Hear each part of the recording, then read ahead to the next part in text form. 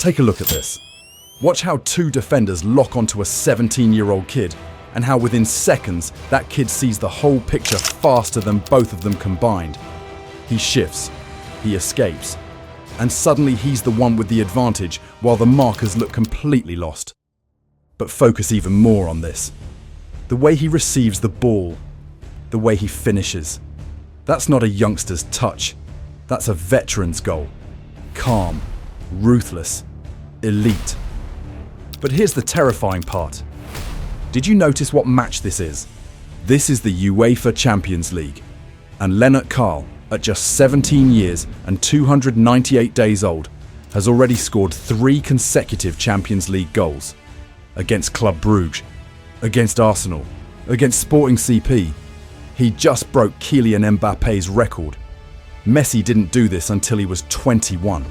And Ronaldo, 22 years old.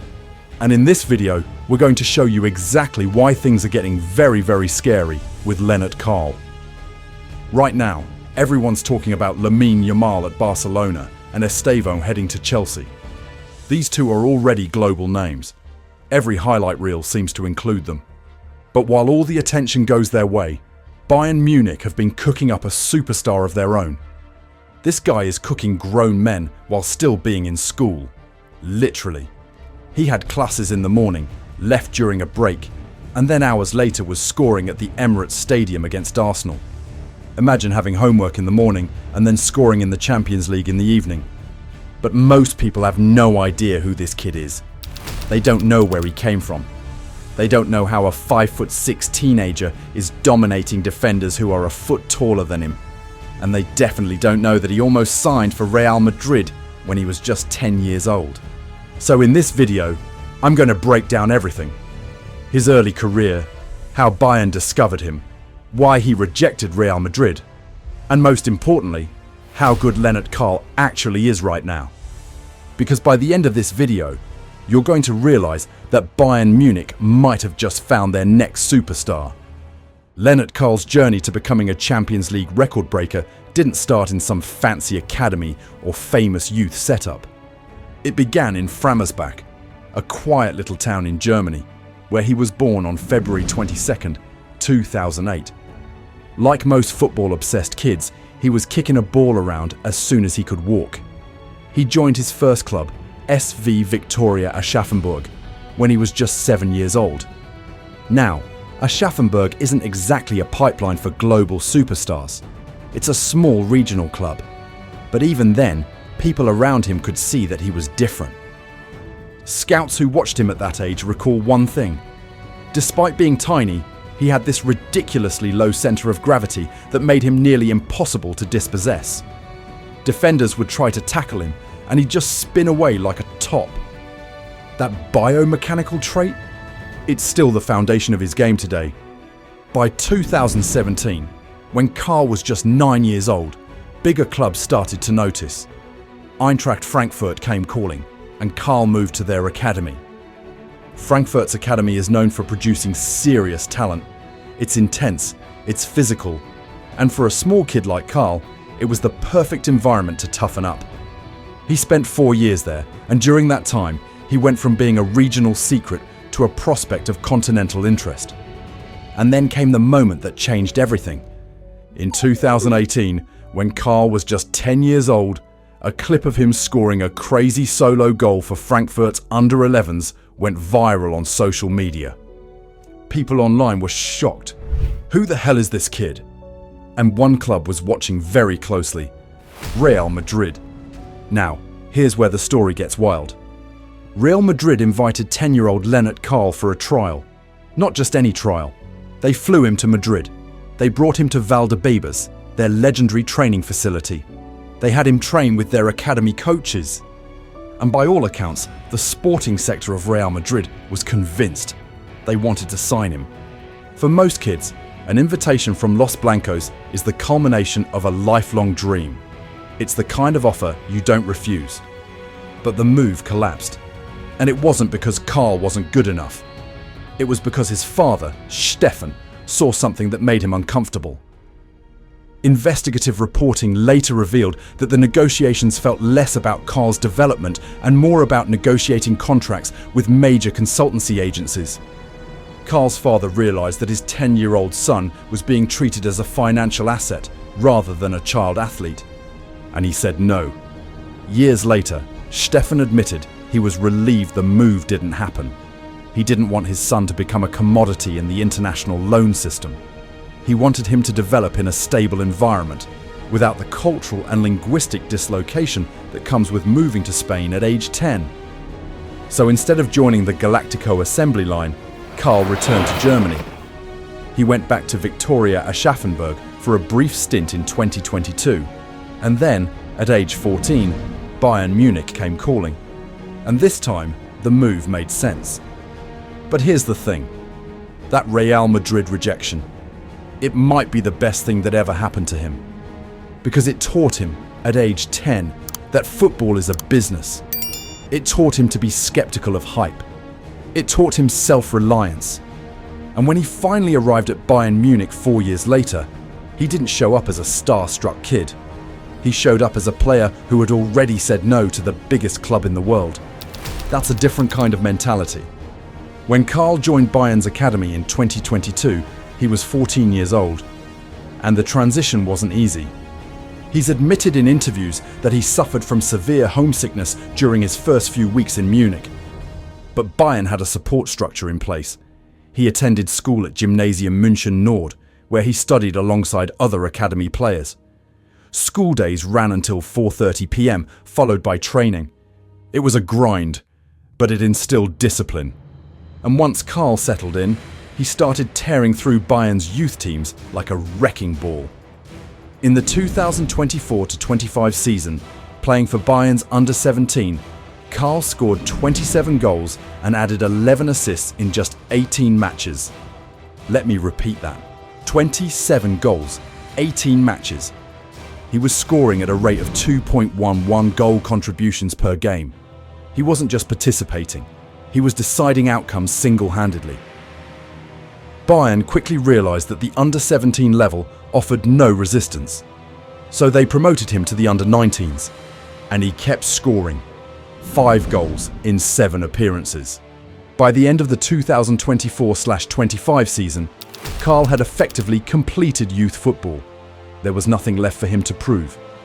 So Vincent Kompany, Bayern's manager, made a decision. In June 2025, Bayern played in the FIFA Club World Cup in the USA, and Kompany brought Karl along. Karl made his professional debut off the bench in a 10-0 win over Auckland City. He didn't score, but he looked sharp, confident, comfortable. And then, in the quarterfinals, something happened that changed everything. Jamal Musiala, Bayern's most creative player, suffered a leg fracture.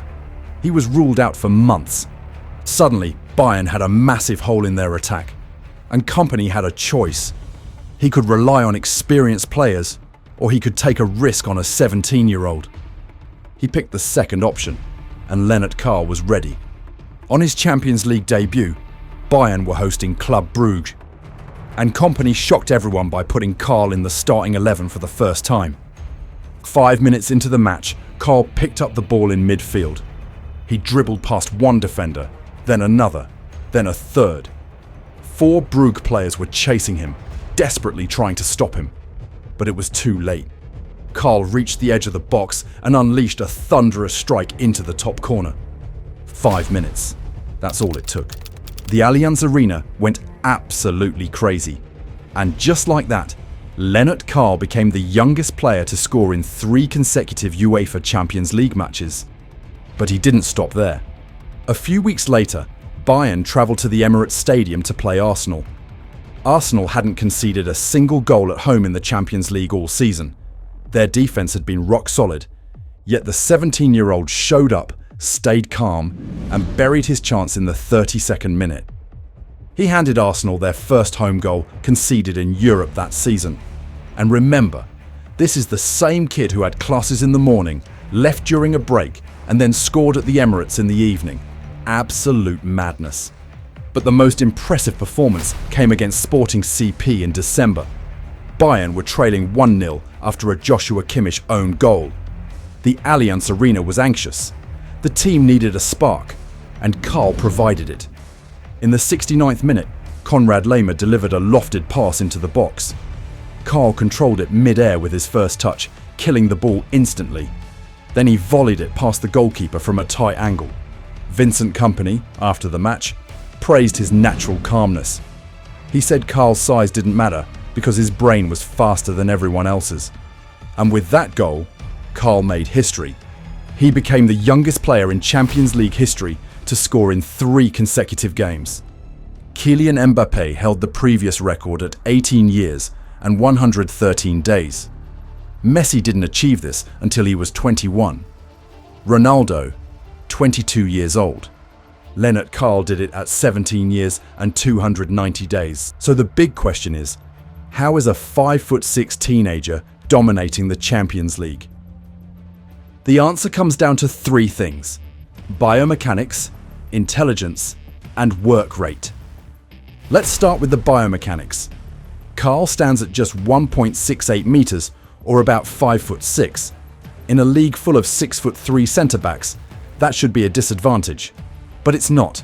Professor Dr. Ingo Frobos from the Cologne Sports University analysed Karl's movement patterns and concluded that his smaller frame is actually a weapon.